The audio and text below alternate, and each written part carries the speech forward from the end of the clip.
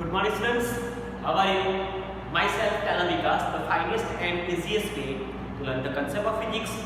बच्चों, आज हम हमारे chapter number 2 unit and measurement के exercise number 2.5 and exercise number 2.15 को सॉल्व करेंगे। पहले हम एक्सरसाइज नंबर 2.5 के बारे में बात करेंगे। A new unit of length is chosen such that the speed of light in vacuum is unity। अब बच्चों यहाँ पे ध्यान में रखना, a speed of light in vacuum is unity। जब हम लेंथ का कोई न्यू यूनिट सिलेक्ट करते हैं, कोई न्यू यूनिट चूज करते हैं, तो हमें जो speed of light in vacuum दी गई है वो कितनी होती है? यूनिटी, मींस उसकी वैल्यू 1 होगी। What is the distance between the sun and earth in terms of, अब बच्चों ध्यान रखो, in terms of the new unit if light takes 8 minute and 20 second to cover this distance. Which one? कौन सा distance? सन से अर्थ तक का distance travel करने के लिए अगर हम लेंथ का न्यू यूनिट सिलेक्ट करते हैं तो टोटल टाइम कितना लगता है? ऐसा दिया गया है 8 मिनट 20 सेकंड। तो बच्चों हमें बोला गया है what is the distance between sun and earth in terms of new unit. बच्चों हमें लेंथ का न्यू यूनिट क्या होगा वो फाइंड करना है। तो पहले हमें जो इंफॉर्मेशन गिवन है उसको हम यहाँ पे लिख लेते हैं सॉल्यूशन। चलो हमें कौन सी इंफॉर्मेशन दी गई है? पहले तो हमें वैक्यूम में लाइट की जो ओरिजिनल स्पीड है वो क्या होगी उसके बारे में पता होना चाहिए। The speed of light in vacuum is denoted by capital C is equal to 3 multiply by 10 power 8 metre per second. हमें पता है, okay, so we can write speed of light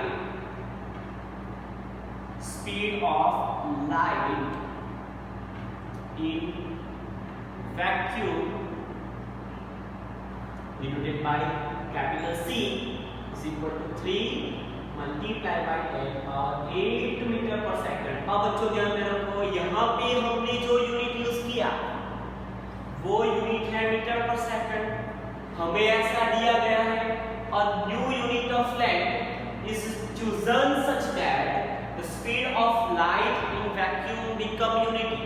okay, so हम कोई ऐसा न्यू यूनिट सिलेक्ट करेंगे जिसके base पे speed of light in a vacuum unity होगी। So we can write new unit of speed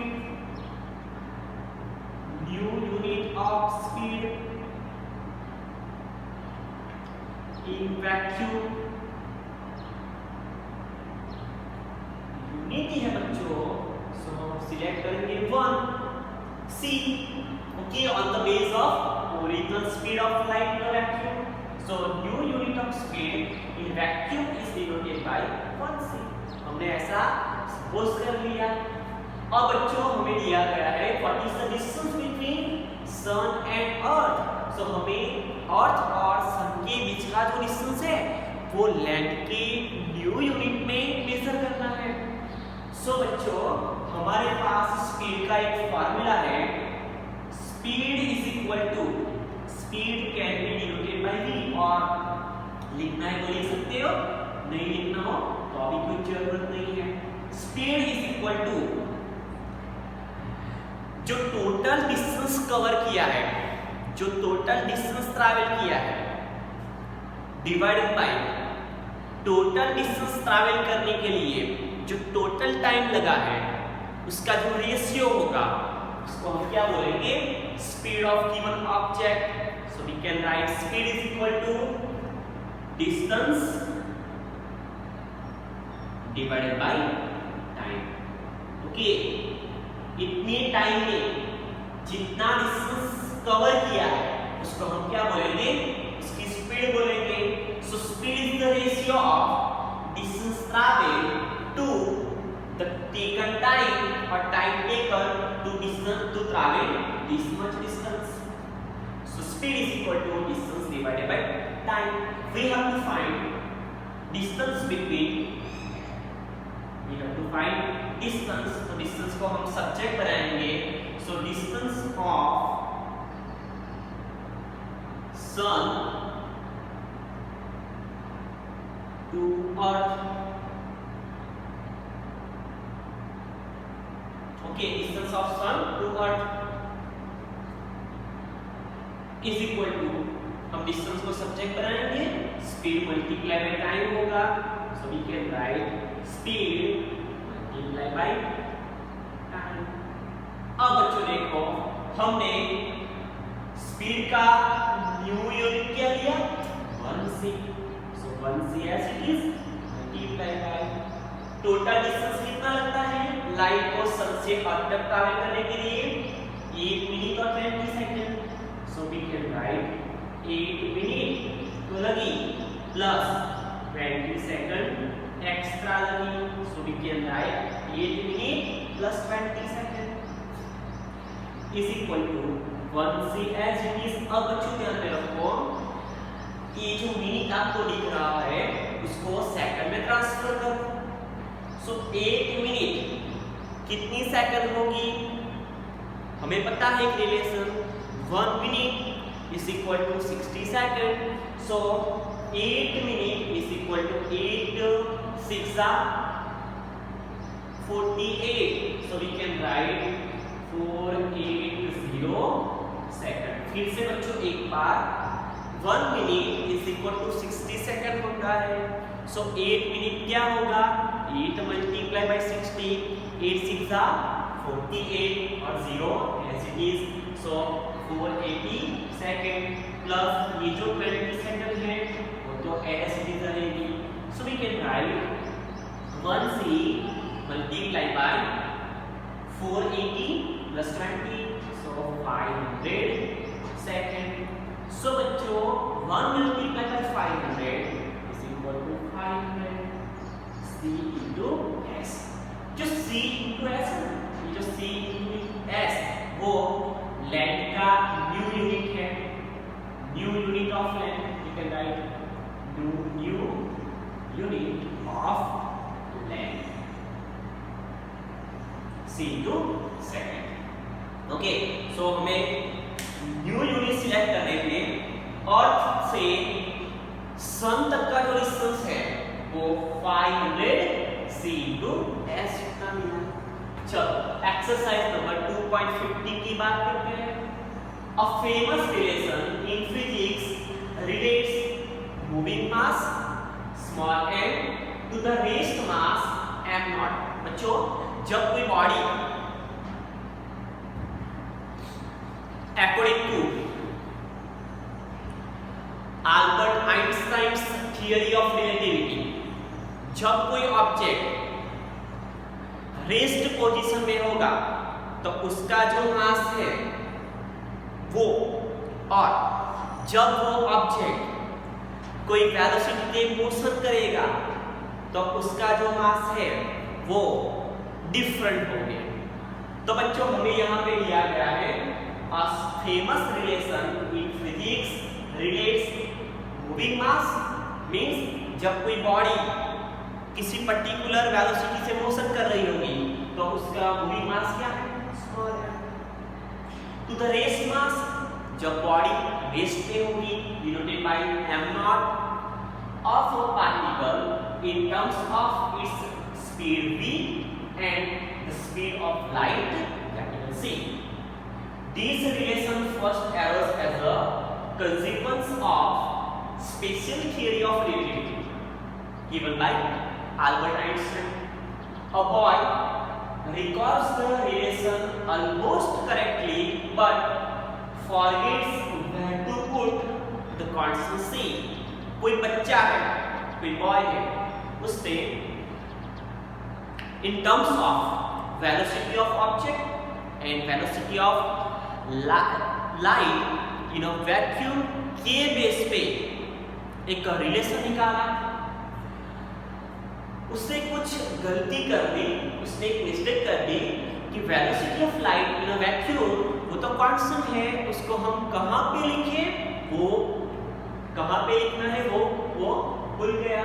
तो उसने एक रिलेशन लिख लिया m is equal to m naught divided by 1 minus v square whole power half। उसने क्या relation लिखा, m is equal to m naught divided by 1 minus v square whole power half। Guess where to put the missing c। हमें बच्चों ये gas करना है कि जो मिसिंग c है, जो कांस्टेंट वैल्यू है velocity of light in a vacuum, उसको हम कहाँ लिखें जिससे ये जो रिलेशन हमें दिया गया है वो डायमेंशनली वैलिड हो। तो बच्चों हम सॉल्यूशन देखते हैं। सॉल्यूशन अब बच्चों देखो, according to applications of dimensional analysis, हमने डायमेंशनल एनालिसिस की एप्लीकेशन देखी। उसमें फर्स्ट एप्लीकेशन हमने देखी वो थी to check the correctness of given physical equation. हमें कोई फिजिकल इक्वेशन दिया गया है, उसकी डायमेंशनल कंसिस्टेंसी हमें फाइंड करनी है, हमें चेक करनी है। तो हम कैसे चेक करेंगे? तो बच्चों ये जो एप्लीकेशंस ऑफ डायमेंशनल एनालिसिस थी वो एक प्रिंसिपल बेस्ड थी, और वो प्रिंसिपल था प्रिंसिपल ऑफ होमोजेनिटी। बच्चों हमें प्रिंसिपल ऑफ होमोजेनिटी क्या कहता है? अगर कोई इक्वेशन आपको दिया गया है वो डायमेंशनली वैलिड इक्वेशन है कि नहीं है, दैट मीन्स कि उसकी कंसिस्टेंसी हमें चेक करनी है। तो हमें देखना पड़ेगा कि हमें जो इक्वेशन गिवन है उसकी लेफ्ट हैंड साइड का डायमेंशन और इक्वेशन के राइट हैंड साइड का डायमेंशन इक्वल है कि नहीं है। अगर इक्वेशन के दोनों साइड्स के डायमेंशन सेम हुए तो वो इक्वेशन डायमेंशनली वैलिड इक्वेशन होगा।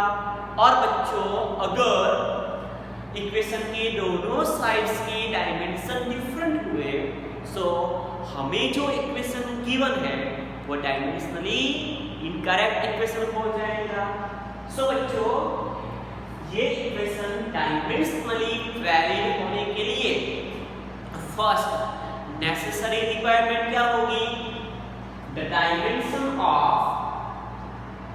Given equation is same, must be same on both sides of an equation. So we can write for the correctness of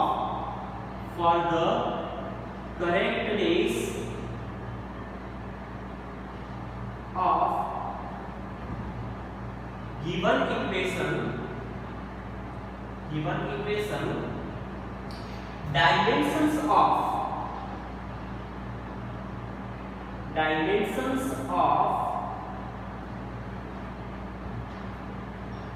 both sides of an equation must be same। अगर बच्चों equation के दोनों side की dimension same हुए तो हमें जो equation given है वो डायमेंशनली वैलिड होगा। अब बच्चों ध्यान में रखो, what is m? Moving mass. What is m not? Rest mass. तो बच्चों दोनों मास हो गए ना, तो इसका डायमेंशन m1 l0 t0 होगा, ये m नॉट का डायमेंशन m1 l0 t0 होगा। बच्चों कुछ ऐसा हो जाए कि ये जो टर्म है वो डायमेंशन लेस हो जाए तो यहाँ भी मास होगा। तो हमें सोचना पड़ेगा कि ये पार्ट राइट साइड पे जो डिनोमिनेटर पार्ट है 1 minus v square whole power half वो डायमेंशनलेस होने के लिए क्या होना जरूरी मानता है हमें? ये 1 है वो तो इटसेल्फ डायमेंशनलेस है। बच्चों ये वेलोसिटी है, अगर हम इस वेलोसिटी को कोई वैसी ही वेलोसिटी से डिवाइड कर दे तो हमें ये जो डिनोमिनेटर पार्ट है वो डायमेंशनलेस हो जाएगा। So we can write dimensions of moving mass small m and raised mass m naught are same। बच्चों दोनों मास है ना, तो दोनों के डायमेंशन कैसे होगी? सेम होगी। अब देखो for the correctness of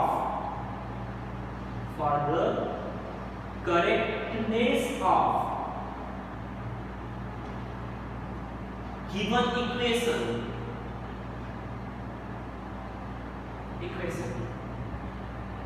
1 minus v square whole raised to half should be dimensionless।